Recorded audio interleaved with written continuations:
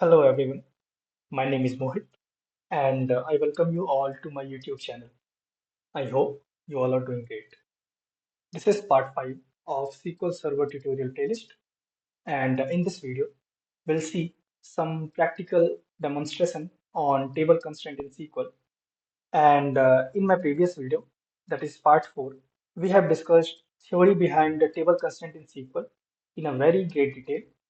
So this video would be totally dedicated on implementing those things practically. Okay. And we will also see what will happen if we try to insert data which are not allowed based on the rules and constraint defined in that table. Okay. We will see these things in a very great detail. So let us start our discussion. So let us first understand what is today's agenda. In my last video, I have already explained the theory behind these constraints. So I'll not explain theory here in this video. We'll try to understand the same thing by implementing the constraint practically. Okay. So these are the same list what we discussed earlier: primary key constraint, not null, unique, foreign key, default, and check constraint. And also we'll see when above constraint can violate data ingestion. Okay. Let me switch back to SQL Server. Okay. So I have my script ready. There are several tables. This is normal one, and this is the table with ID column having not null constraint, and this is the table with ID as a primary key. This is the table with ID as a unique key. This one's for ID as a default key, and this one's for ID having check key constraint. Okay, and these two tables I have created in order to discuss about foreign key constraint. Okay, so let us discuss these points one by one. So this is the first table, and this is a normal table without any constraint, and table name is TVL underscore person. Okay, so let me first create this table. Okay, table is created. Now I will insert these 4 rows in this table. Done. Now let me select this.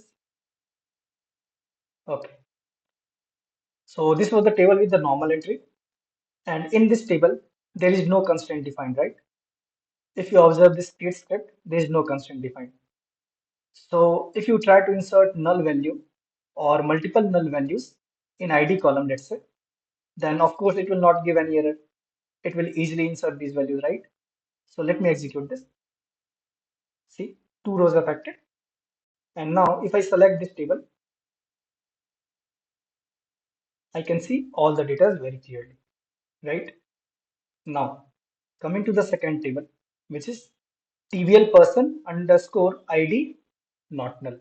By name itself, you can understand that this TVL person table is created with not null constraint created on top of ID column.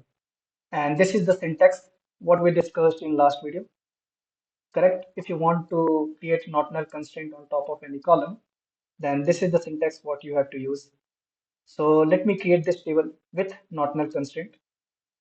Okay, this table created. Now I'll insert these 4 values in this table.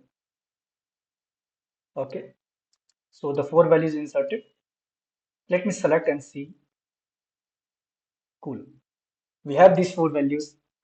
Now, if you want to insert this row and with first value, that is ID column as null value, then what will happen?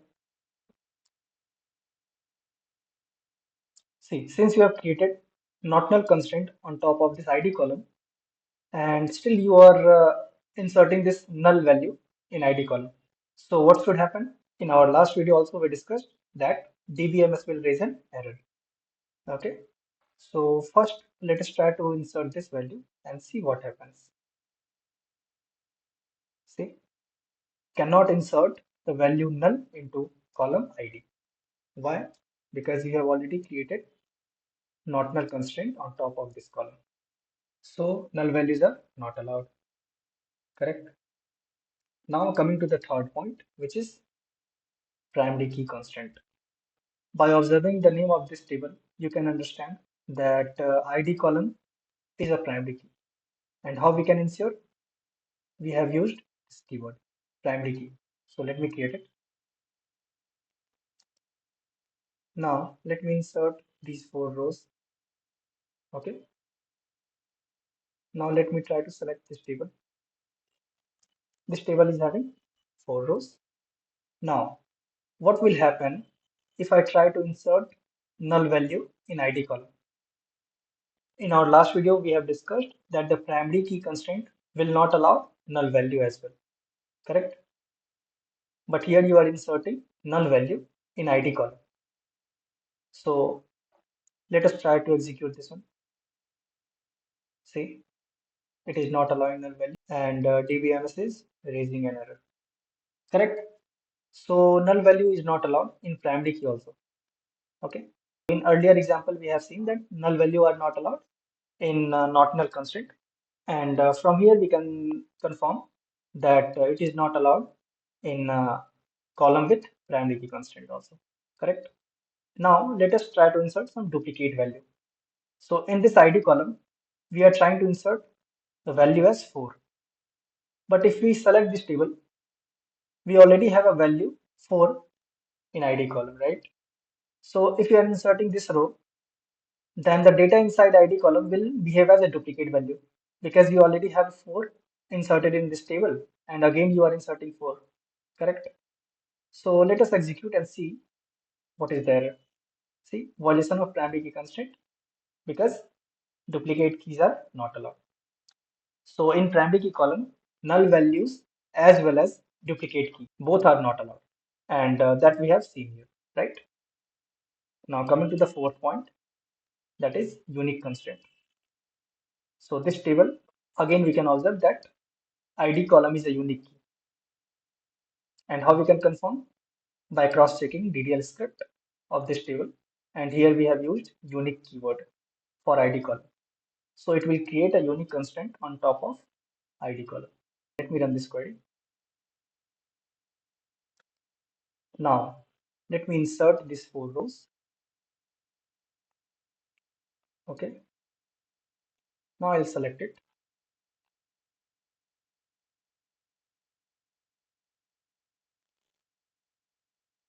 So these 4 rows are inserted. Now, since this is a unique constraint, and we have discussed in last video that if you create a unique constraint on top of any column, then all values inside this column should be unique. There should not be any duplicate value because as soon as you try to insert duplicate value, it will throw an error, correct? And in this table, we have already seen that all the values are distinct. That means unique. And also one null value is also allowed. That means in case of unique key constraint, by default, one null value is allowed. Two null values are not allowed. Only one null value is allowed. Okay. To confirm this, let me execute this insert script where we are trying to insert two null values in ID column, which is a unique key here, correct? So let me execute it. See, again it is throwing an error. Cannot insert duplicate key. It is behaving these two null value as a duplicate key. Okay. But yes, one null value is allowed. And since we don't have any null value in this table, we only have distinct value and we don't have any null value, correct? So one null value is allowed and we can confirm this by executing this one where we are trying to insert one null value. See, one row affected and if I select this table, I can see a null value in ID column which is unique key. So multiple null value is not allowed by default in SQL Server.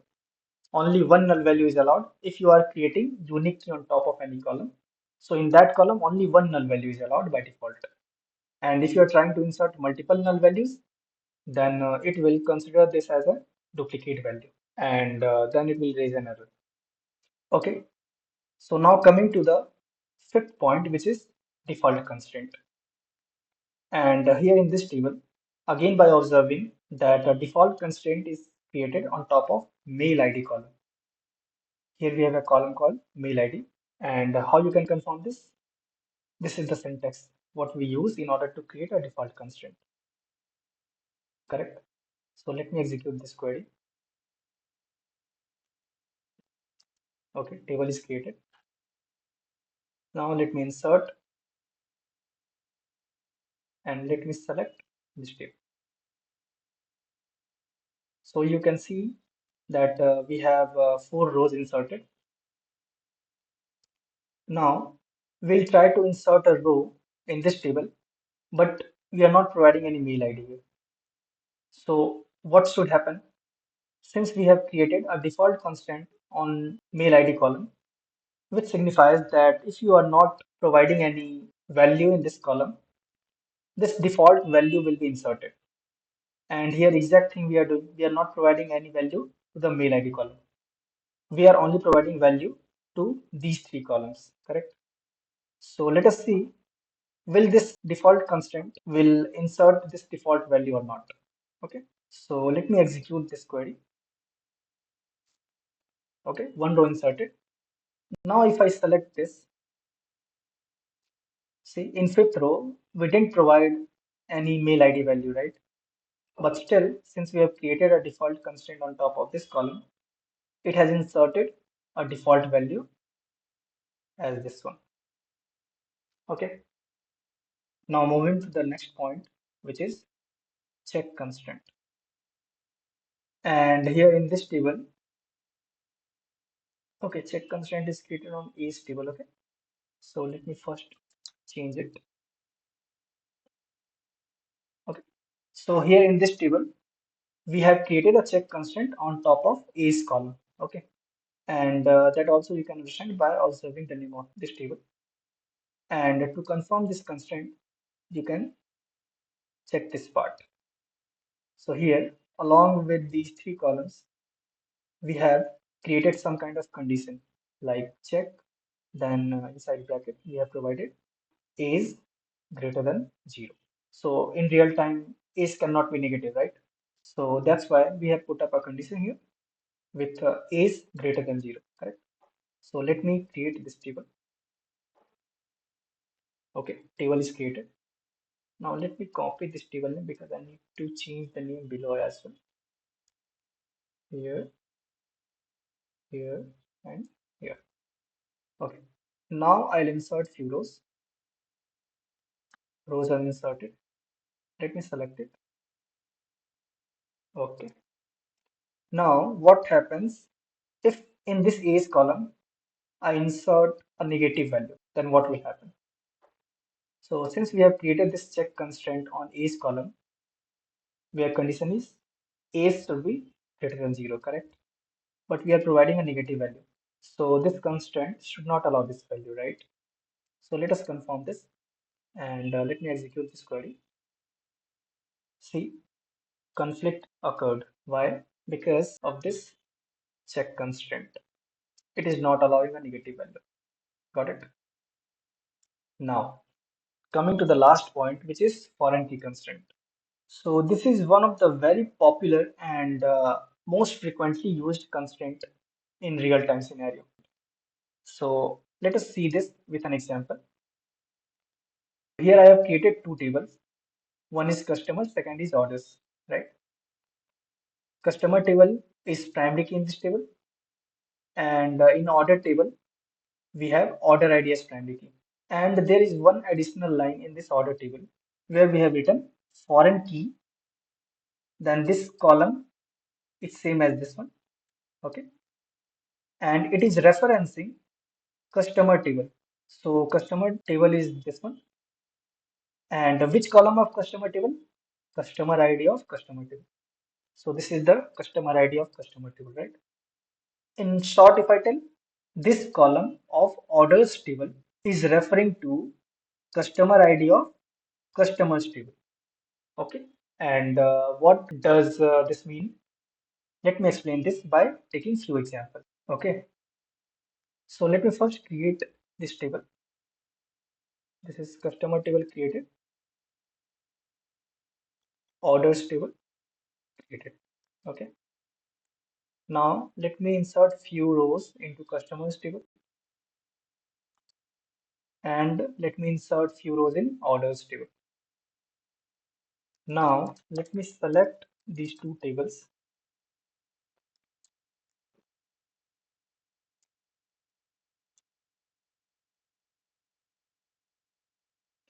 Perfect.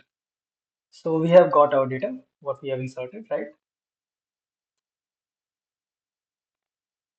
Now, we were talking about what does this keyword means, references. This means the customer ID which is present in order table will refer this customer ID which is present in customers table. Okay, and it means that this column in orders table can only have the values which are present in customer ID of this table, right? So if you observe here, we have 1, 2, 3 as a customer ID in customer table, and this order table is referring this first table, right? That means the customer ID value inside this order table should only have the value which are present in customer ID column of this table. So here if we see 1, 2, 3 are the value present in customer ID of customer table. So only those values should present in order table because this order table customer ID column is referring to this column. Okay, so it cannot have any other values than this. So it should have only values which matches the value present in this column. And these are the same values we have inserted 1, 2, 3, 2. So if we take the distinct, then 1, 2, and 3, these three values are already present in customer table. So it's fine. But if you try to insert another row with customer ID value as 4, so customer ID value 4 is not present in this table. Okay, but we have created a foreign key constraint which is referencing this table, customer ID table, correct? This one. And 4 is not present here. And if we try to insert another row in this order table with customer ID value as 4, then this foreign key constraint, what we have created on top of this customer ID column of orders table, which is this one. This column has a foreign key constraint. So that constraint will not allow 4 as a customer ID value because it will check whether this 4 is present in this table or not. Why? Because it is referencing this table. Okay. So this is the simple meaning of foreign key constraint. It will always refer its parent table. And this is the parent table here. Okay. So let us prove this, what we have discussed, by inserting an example with customer ID value as 4. And this 4 is not present in customer table. Correct? Only 1, 2, and 3. These three values are present in customer table. And we are trying to insert 4 in orders table. So foreign key constraint will not allow this value. Okay. So let us execute this one and confirm. See, the conflict occurred. That means this foreign key constraint, what we have created on customer ID column of this order table, which references this customer ID column of customers table. So this constraint is preventing from inserting a invalid data. This customer ID 4 will be considered as an invalid data in this case. Okay, so it has given error, right?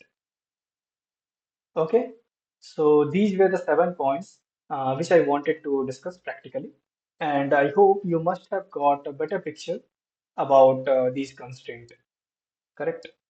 So we have covered all these points and practically understood how these constraints can violate the data insertion if it is invalid data or against the rule implemented on that table. Okay guys, that's it for today's video. Thank you so much for watching it. If you like the content, then please don't forget to subscribe to my channel and press the bell icon to get the new video updates. We'll meet in our next video with a new concept, so please stay tuned. Till then, take care and goodbye.